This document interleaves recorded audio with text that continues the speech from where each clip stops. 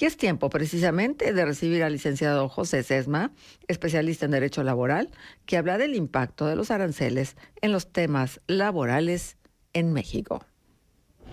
Vía telefónica, la voz de los protagonistas.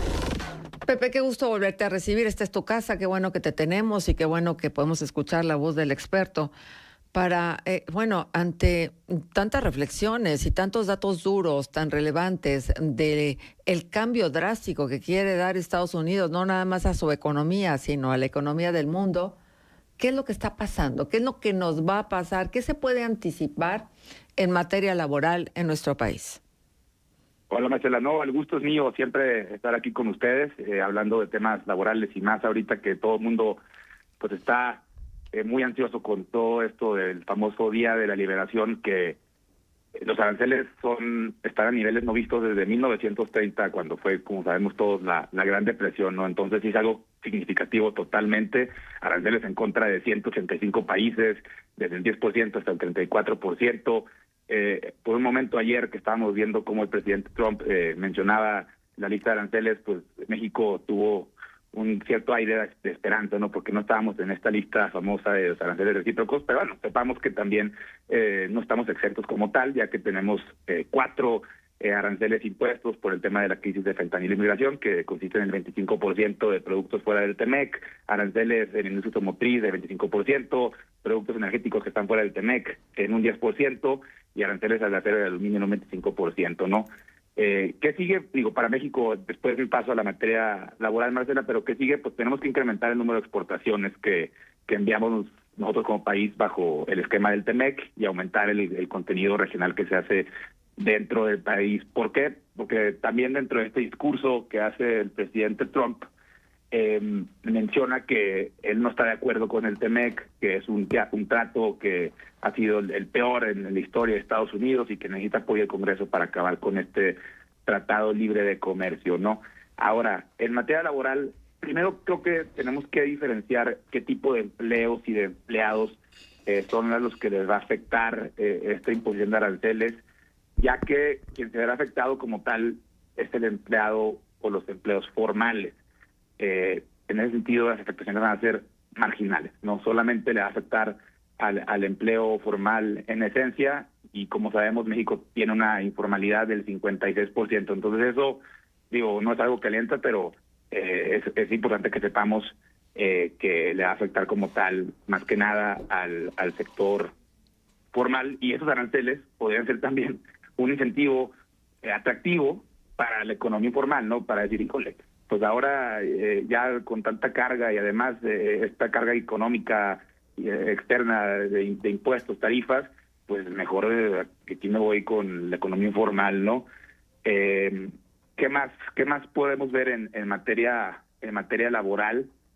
Pues incertidumbre en la disponibilidad de oferta de empleos. Si de por sí en enero la creación de empleos no fue lo suficientemente alta a comparación del 2024, por ejemplo, también es un dato interesante, en febrero se recortaron aproximadamente a 270,000 personas no trabajadoras, que fue más del doble de empleos de la creación de empleos en enero. O sea, imagínense, este dato es perturbador, y ahora con esto, pues todavía más incertidumbre, y eso va a desacelerar totalmente la creación de empleos. Pepe, repítenos ese dato que nos parece importante, por favor.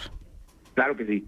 En febrero, aproximadamente, Marcela, se recortaron a 270,000 trabajadores. 270,000 trabajadores, que es más del doble de la creación de empleos en enero.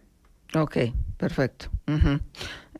Y así va la tendencia, ¿no? Es un año que, al parecer, pues no va a haber mucha oferta laboral ni creación de plazas y nuevos empleos, que creo que esa es la mayor afectación que vamos a estar viendo como país en el mercado laboral mexicano, a reserva de demás consecuencias, ¿no? Que es, pues obviamente, el desincentivo de empresas extranjeras a venir a invertir aquí en México. Otro dato interesante, KPMG hizo un estudio que te dice que el 22% de los altos directivos en México afirman que los conflictos políticos comerciales extranjeros son un factor total para definir futuras inversiones, ¿no? Entonces, es un porcentaje también alto, que eso incentiva más a lo que estoy comentando. Ujú.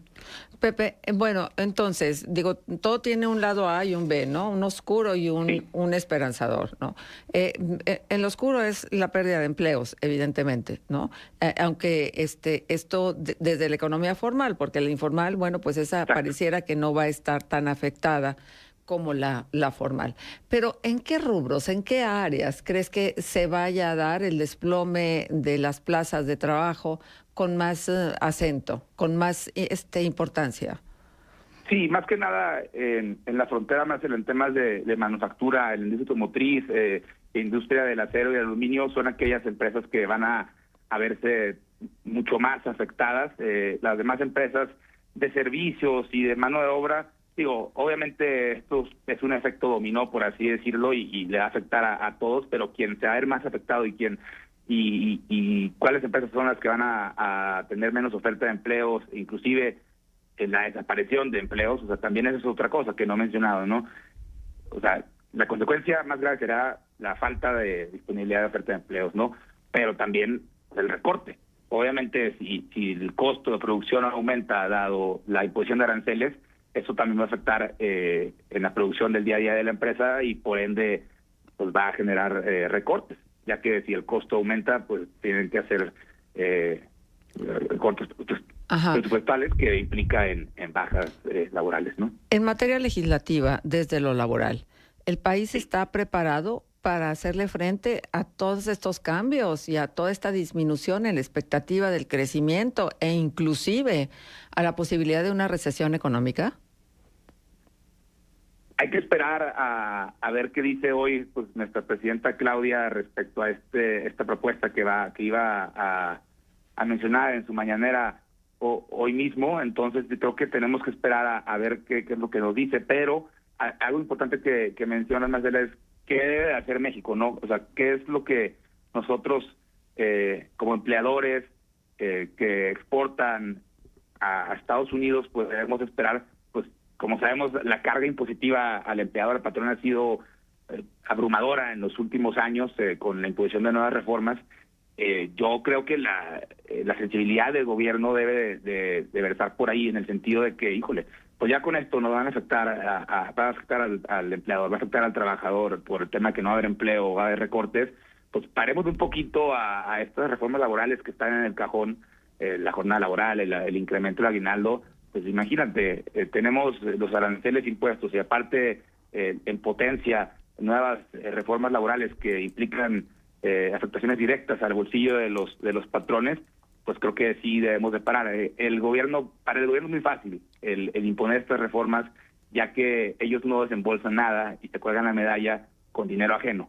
Entonces es importante, yo creo que también el gobierno tome esa sensibilidad y deje en la congeladora por lo pronto en estos meses y no sabemos cuánto va a durar estos aranceles, dejen de congelar estas reformas para que pues, el patrón vaya respirando, ¿no? Ujú. ¿Qué tal, Pepe? Buenos días, saluda a Manuel Cerrato. Oye, Bueno, Manuel, sí, buenos días. totalmente, habrá que esperar lo que informe la presidenta Claudia Sheinbaum en minutos, seguramente, si no es que ya lo esté informando. Ayer había adelantado que no se van a tomar medidas espejo o medidas en represalia, sino que se iba a buscar pues un plan integral de desarrollo económico con énfasis en la industria automotriz. Y puso el ejemplo de lo que hizo Brasil en 2012 con Dilma Rousseff, ¿no? Que puso un impuesto a la industria automotriz, un impuesto que luego se fue reduciendo en función de que mejorara la eficiencia, de que hubiera inversión. Y entonces, en 5 años, de 2012 a 2017, pues la producción automotriz creció un 95%. Digo, les fue bastante bien en ese punto. Sí. Señalaba la presidenta que no necesariamente lo va a calcar tal cual, obviamente hay condiciones diferentes en espacio geográfico, somos otro país, y en tiempo, ¿no? Digo, hablar de algo que se implementó hace más de 10 años, pues sí, no necesariamente aplicaría igual. Pero ¿tú cómo ves eso? O sea, ¿sí sería apropiado tomar como referencia eso que pasó en Brasil en 2012 para las condiciones actuales, por ejemplo, de la industria automotriz, que por supuesto es una de las más impactadas con esto? Sí, pues es el 20% de lo que exportamos nosotros como país a Estados Unidos. La industria automotriz aquí, pues sí, es totalmente importante y en su momento generó mucha incertidumbre, pues que empresas como Ford y Nissan dijeran que se iban a ir. hemos estado también en contacto con varias empresas proveedoras del uso automotriz, y eso como ya se ha ido disipando, se ha ido quitando del margen el hecho de que de esas empresas se vayan, tan así que pues somos en cierto punto uno de los países más beneficiados de estos aranceles recíprocos, obviamente porque el TEMEC nos protege, pero en particular esto que se hizo en Brasil, pues creo que como bien dices, habría que estudiarlo a fondo porque eso fue pre-pandemia, también el mercado se movió mucho después de la pandemia, entonces sí creo que tendríamos que verlo, lo que va a decir pues Marcelo Ebrard como secretario de Economía y Claudia como nuestra presidenta, hoy mismo, probablemente hoy saquen todo este plan, ¿no? Sí.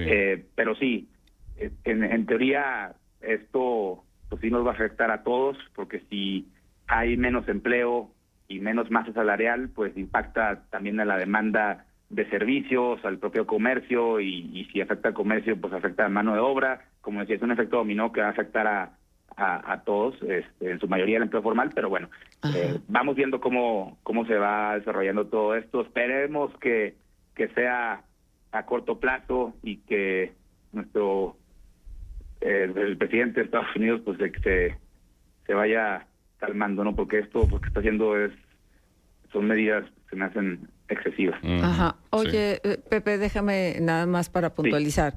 La moratoria del gravamen del 25% a todas las importaciones, sobre todo para lo que tiene que ver con los automóviles y sus partes, todavía está vigente, ¿verdad? Todavía ese impuesto no se cobra, ¿sí? Correcto.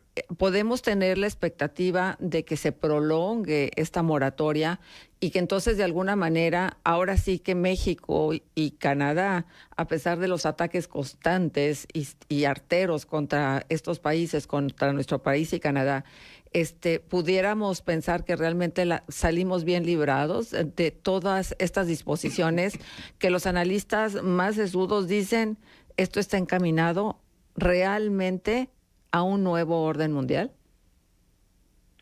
Yo sí creo, si seguimos así, Marcela, va a cambiar todo e inclusive puede desencadenar en una guerra comercial. A ver, le estás imponiendo aranceles a tus tres aliados comerciales más importantes, México, Canadá y China, ¿no? Le estás también imponiendo aranceles a los países asiáticos altísimos. A China, por ejemplo, pues le impuso el 34%, ya tenía un 20% previo al día de ayer, entonces eso suma 54% de aranceles a China, que es uno de los aliados más importantes de Estados Unidos, digo, al día de hoy, pero probablemente esto va a cambiar el rumbo. No sé qué apuesta está tomando el presidente de Estados Unidos, espero pues que tenga una cierta lógica, porque yo lo escucho y a mí me recuerda mucho a nuestro antiguo presidente, ¿no? Entonces, espero que esté equivocado, pero sí, totalmente creo que esto va a definir el rumbo comercial y económico mundial, global, ¿no? Insisto, esto va a afectar no nada más a México, sino a todo el mundo. No necesariamente para bien.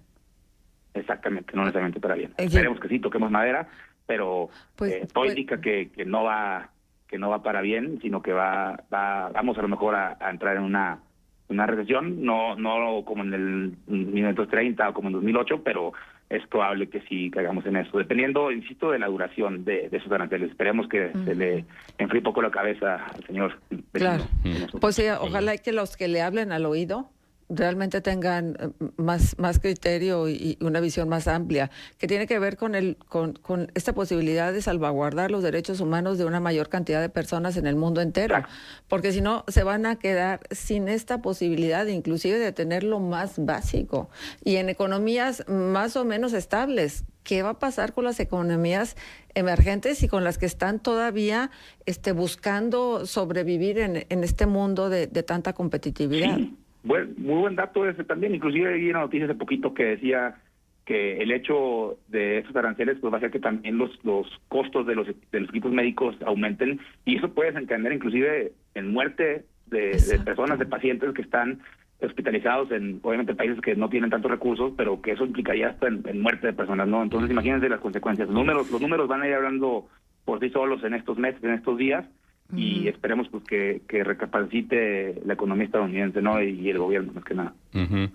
Oye, Pepe, también una industria de la que se habló mucho ayer, la industria cervecera, por estos aranceles también a la cerveza embotellada y pues a las latas de aluminio vacías, ¿no? Por el tema del aluminio y el acero, que también sujetos a aranceles. Y tomando en cuenta el dato que se reportaba ayer, Estados Unidos importa $7,700 millones en cerveza. De México proviene el 82%. Entonces, ¿cómo afectaría el tema de la industria cervecera para nuestro país, de los principales productos que exportamos hacia Estados Unidos? Pues digo, a buenas, en cierto punto, la cerveza pues es un producto que se consume a nivel mundial y más que nada en Estados Unidos se consume bastante. Entonces, en sí la producción como tal, pues no va a verse afectada a mi criterio, sino que quien se va a ver afectado en este caso particular de la cerveza es el consumidor final, ¿no? Vamos a ver probablemente aumentos en el costo de la cerveza.